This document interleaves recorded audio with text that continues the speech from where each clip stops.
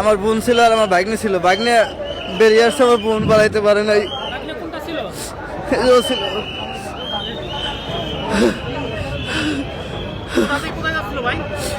নবীনগর যাচ্ছিল মুরগি ফার্ম, রাজবাড়ি মুরগি ফার্ম থেকে। রাজবাড়ি মেসোকাটা। গাড়িতে কতজন লোক থাকতে পারে জানি না। বাসের সময় উল্টে পড়ছে, সেই সময় আমি ভাসে উঠছি। তোমার আম্মু কোথায়? আমার আম্মু নিচে বাসের ভিতরে ছিল।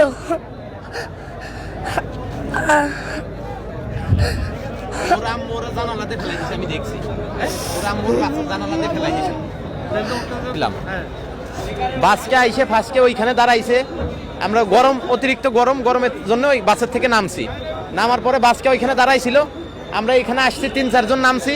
সব লোক বাসের মধ্যে, বেশি আছে বাচ্চা পোলাপান, মানে ফ্যামিলি সহকারে ঘাঘা যাচ্ছিল, বাচ্চা পোলাপান বেশি। ওইখান থেকে বাসটা এই মাথায় আইসে, মাথায় একজন লোক দাঁড়াইছিল। এ মনে হয় সম্ভবত মারা গেছে। এ একদম ডইলা থুয়ে গাড়ি নিচে চলে গেছে, পানিতে মধ্যে পড়ে গেছে।